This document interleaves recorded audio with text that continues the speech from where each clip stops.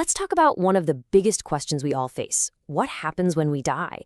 And for a lot of people, that leads to an even bigger question. What does it actually take to get into heaven? Most of us have this idea that it's all about earning it. Doing enough good things to tip the scales. But what if that's not the path at all? Let's dig in. Okay, so let's start with the one thing that connects every single one of us, no matter who you are, where you're from, or what you believe. We all die. It's really the great equalizer, isn't it? And that universal fact, of course, leads to the ultimate question. So, what happens next? According to the perspective we're exploring today, our soul goes on to one of two places. The real mystery, then, is what decides our destination. To really get to the heart of this, let's try something. Think of it as a heaven qualification quiz.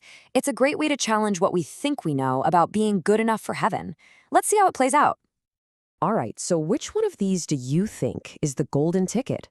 What qualifies a person to go to heaven? Take a look at this list. These all sound pretty good, right? Obeying the 10 Commandments, just doing your best, living a good life, giving to charity, being a church member, even being born into a Christian family. I bet most of us would pick at least one of these. So, what's the correct answer? Well, here's the twist. According to the source material we're looking at, it's none of the above. Yeah, you heard that right. None of them. If you're scratching your head, you're not alone. But this viewpoint says these are all our own attempts to reach up to God, and they all kind of miss the main point.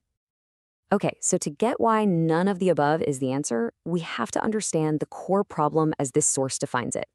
And it's not so much about the individual things we do, it's about a fundamental state of being. The problem boils down to one word: sin. But look closely at this definition. We're not just talking about a list of bad things you've done. It's described as a state of falling short, like you're trying to hit a target, but you just can't. It's this basic condition of being separated from a perfect standard. This idea comes from passages like this one, right out of the book of Romans, and the key word there is all. From this perspective, it's not a problem for just a few bad people. It applies to literally everyone, no exceptions. No one is good enough on their own, and that's the problem that needs a solution. So if we all have this problem, then what's the solution? Well, this is where there's a huge shift in thinking. The path to heaven isn't something you can climb or achieve. It's something you can only receive. It's a gift. This quote pretty much flips that whole quiz from the beginning on its head. It says righteousness, or being right with God, is given to the person who does not work for it, but simply believes. In other words, it's not based on our effort, it's based on our faith. This chart just lays it out perfectly.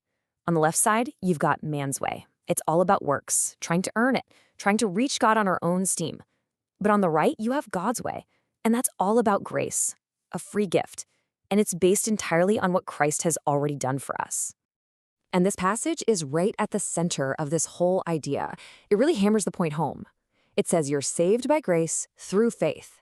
It even explicitly says it is the gift of God, and then clarifies, not of works, so that no one can ever brag about having earned their way in. So what is this gift exactly? What is it that a person is supposed to believe? The source boils this message, which is known as the gospel, down into 3 super clear, essential points. And here it is. This is the core of the message. According to this source, these are the 3 historical facts that make this gift of salvation possible. First, that Christ's death was a payment for our sins. Second, that he was buried, which proved he was really and truly dead. And third, that he rose again, proving he had power over death itself. And it goes even one step further. The source says that the very moment a person puts their trust in that message, God gives them a seal. Think of it like a permanent, unbreakable guarantee of their salvation. It's not something you can lose. So this all brings us to the final point. This information, the problem, the solution, the gift, it isn't presented as just something to know in your head. It's presented as the foundation for a personal decision. And this is the crucial part. According to this view, your only responsibility in this whole thing is to make a choice. It's not about trying harder or being a better person from this day forward. It's simply about deciding whether you're going to accept or reject the gift that's being offered. And so, we're left with this very direct, personal question. After explaining the problem of trying to earn our way to heaven and laying out the solution of a free gift, the source puts the ball squarely in each person's court. It's a powerful way to end, leaving you with one thing to think about. What will you decide?